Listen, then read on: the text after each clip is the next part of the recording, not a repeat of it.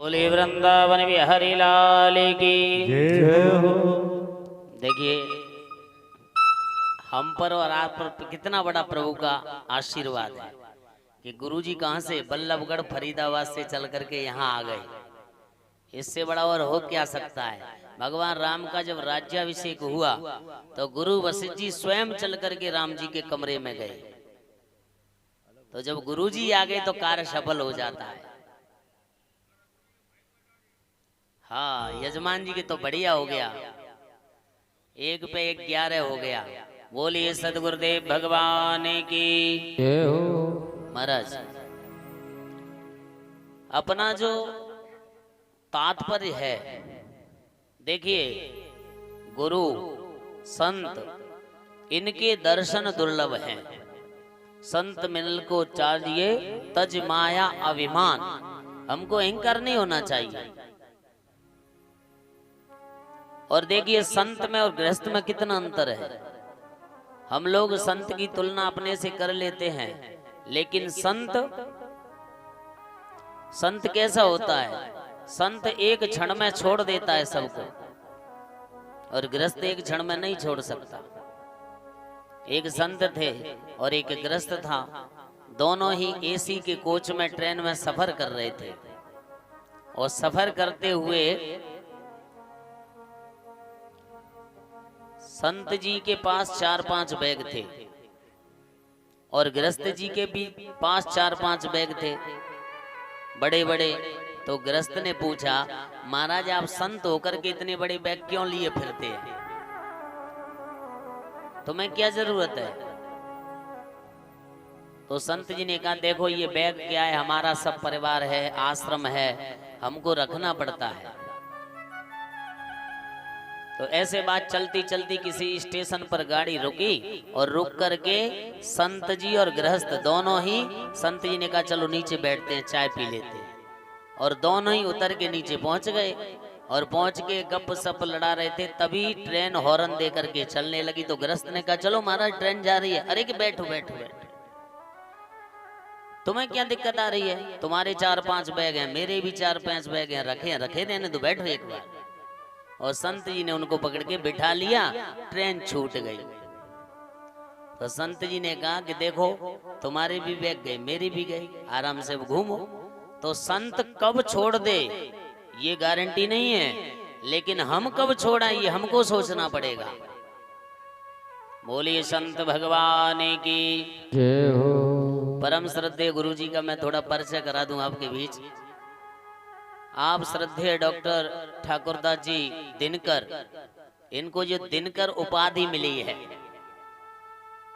इनके बड़े अग्रज श्रीमान श्रद्धेय वेद व्यास जी, आप भी राजस्थान शिक्षा विभाग में अध्यापक थे और सेवानिवृत्त हो गए हैं। बेटा और बहू दोनों ही अध्यापक हैं।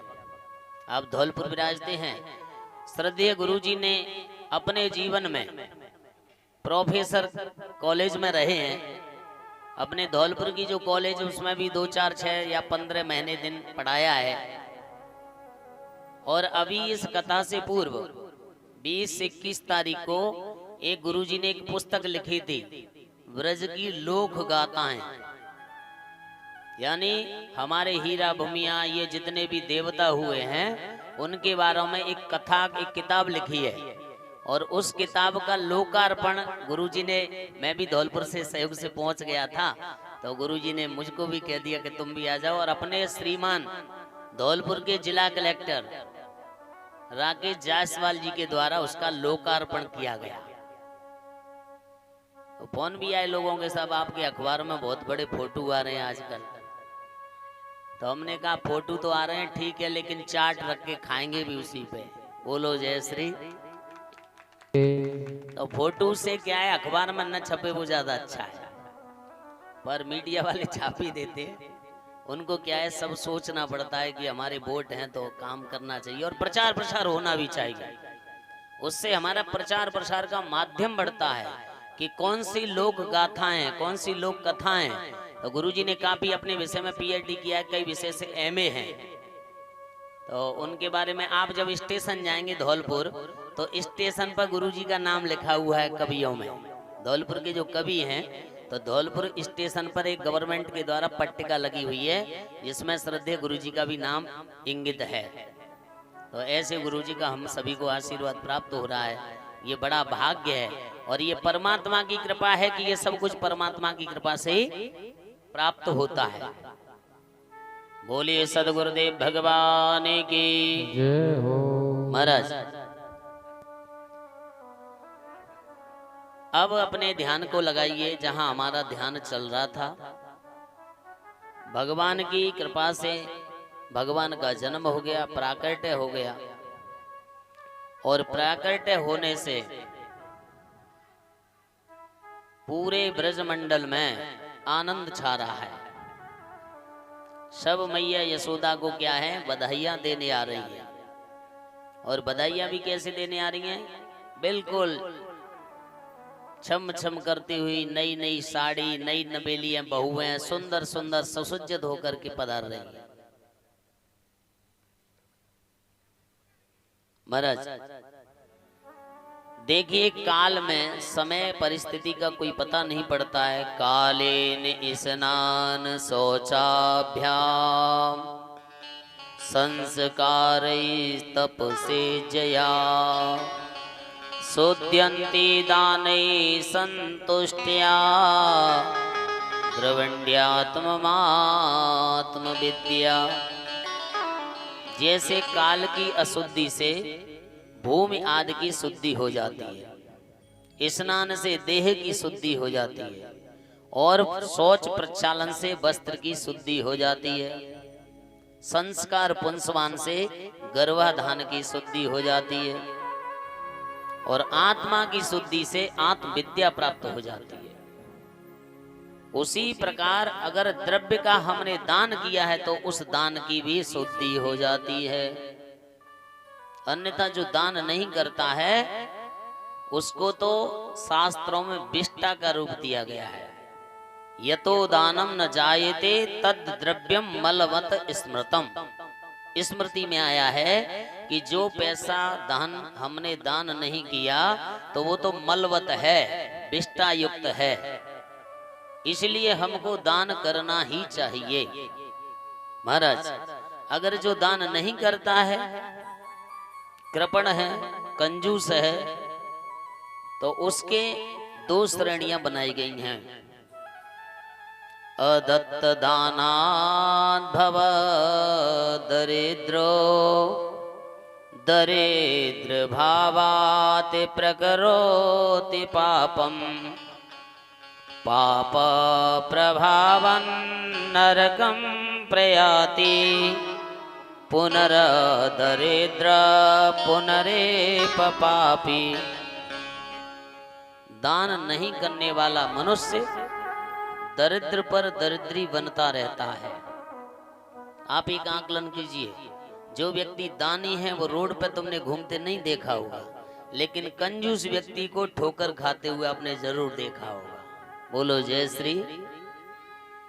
महाराज वह अवश्य ही नरक में जाता है। और देखो दाने के लिए तो कहा गया है, चिंता से चतुराई गठे और दुख से गठे शरीर, पाप से लक्ष्मी गठे कहे गए दास कबीर। व्यक्ति जब चिंता करता है तो चिंता करने से चिंता चिता की समान है। चिता तो मरे हुए व्यक्ति को जलाती है, लेकिन चिंता जीते को जला देती है। तो चिंता से चतुराई गठे।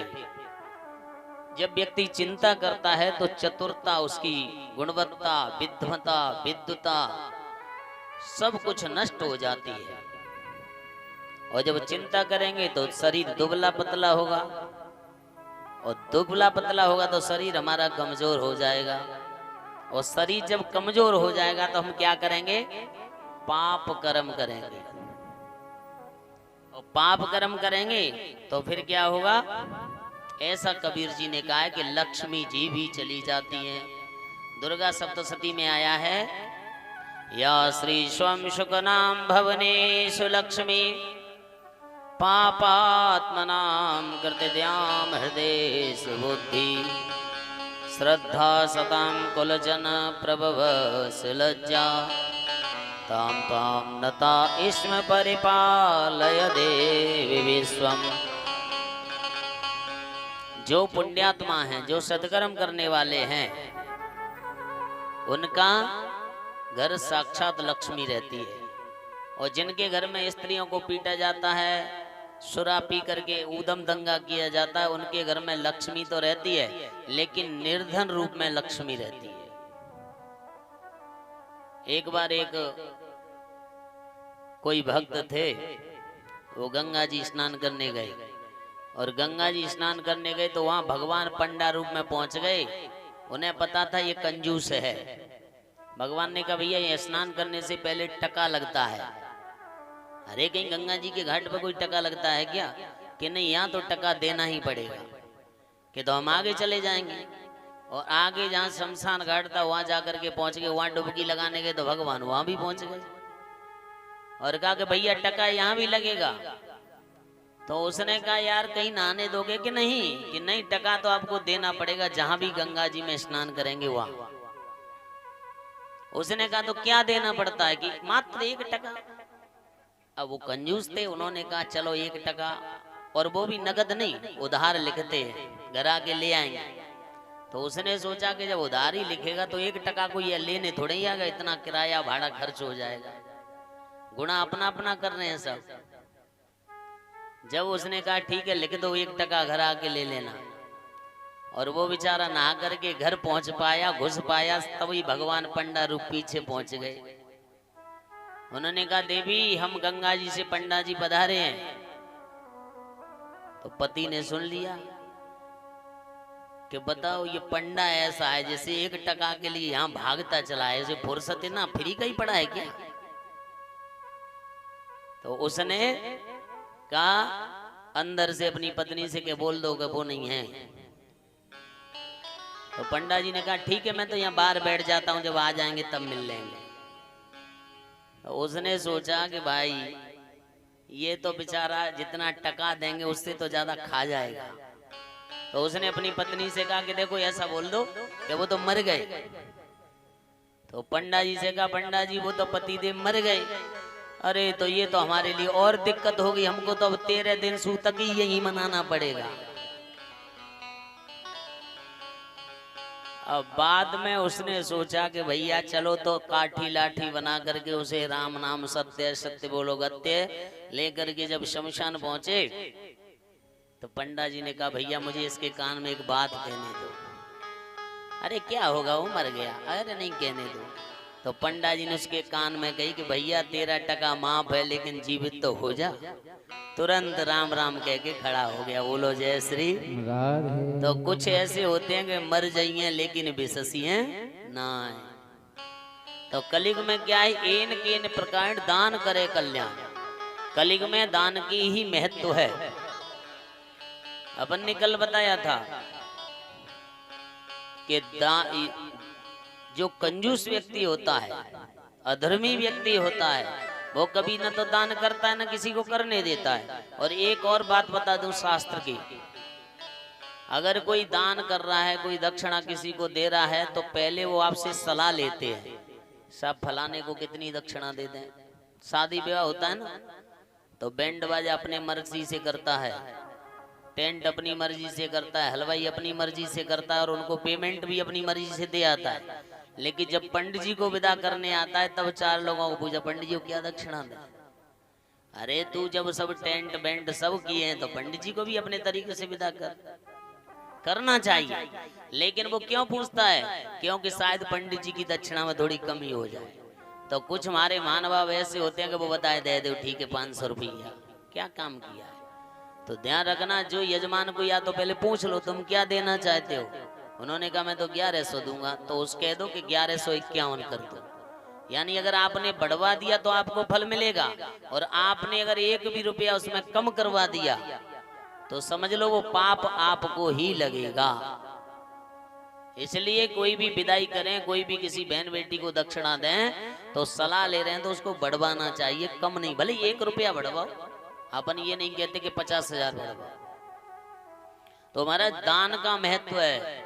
लोभी धर्म न कर सके, लोभी यश नहीं ले, और खड़ो बिजू का खेत में खावे न खावन ते। बिजू का न तो खाता है न खाने देता, उसी प्रकार लोभी व्यक्ति न दान करता है और न करने देता है। इसलिए महाराज सोने की चोरी करे, जो सोने की चोरी करता हो और करे सुई को दान, ऊपर चढ़ के देखते नहीं आयो विमान। जिस व्यक्ति ने सोने की चोरी करने में रहता है और सुई तक का दान नहीं किया, फिर सोचता है सब विमान मेरे लिए आएगा, कदापि आएगा क्या? नहीं आने वाला है। तो हमको ये काम करना ही पड़ेगा। इसलिए कहा है दान मेकम कलौ युगे, कलयुग में दान का ही महत्व है। हमको जितना हो सके अपनी शक्ति के अनुसार, क्योंकि दान भोग और नाश, हमको दान करना ही चाहिए।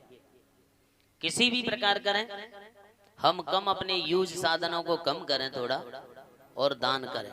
जब श्री राम जन्मभूमि निर्माण का जो काम चला तो उसमें कुछ हमको ऐसे मिले, उन्होंने कहा साहब हम तो चलो इतना रुपया तो राम जी के लिए देंगे, बाकी हम थोड़े कपड़े कम पहन लेंगे।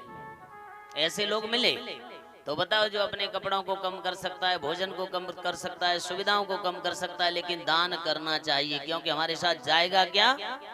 दान। मनु स्मृति में आया है, विदेशेषु धनम विद्या व्यसनेषु धनम मति, परलोके धनम धर्मा सर्वत्र शीलम धनम। विदेश में जाने पर धनी विद्या होती है। स्वदेशे पूज्यते राजा, विद्वान सर्वत्र पूज्यते। और व्यसनेषु धनम मति, व्यसन जितने भी हैं, कपड़े पहनना, भोजन करना, 4-4 सब्जियों से भोजन कर रहे हैं, ये व्यसन नहीं है क्या? एक बेचारे को एक सब्जी नहीं मिलती है और हम 5 सब्जियों से भोजन कर रहे हैं, ये सब व्यसन है। हम कपड़े अगर कुर्ता 10,000 का पहन रहे हैं तो ये व्यसन है। इन व्यसनों को छोड़ करके हम उस पर कंट्रोल करें, मति रूपी से काम लाएं। परलोके धनम धर्मा, और परलोक में जब ये शरीर छूट के जाता है तो वहां केवल धर्म का आकलन किया जाता है, इसने धर्म कितना किया। और सर्वत्र शीलम धनम, अगर हमारे पास शील जैसा गुण है तो उसके पास सब कुछ है। क्यों? कि हम सज्जन व्यक्तियों की संज्ञा में आ गए। भगवान राम ने परशुराम जी पर विजय किससे प्राप्त की? शील गुण से। उन्होंने कहा ना, मारत हूं पापरिय तुम्हारे, तुम हमको भले ही मारो लेकिन हम तुम्हारे चरणों में पड़ेंगे। और इस शील से परशुराम जी पर विजय श्री को प्राप्त कर लिया। बोले राघवेंद्र सरकार की। जय हो। महाराज, तो दान का महत्व बहुत बड़ा है। दान हमको करना ही चाहिए, जितना हो सके उतना करना चाहिए। जो हमारे पास उपलब्ध है वह करना चाहिए। महाराज देखिए, भागवत जी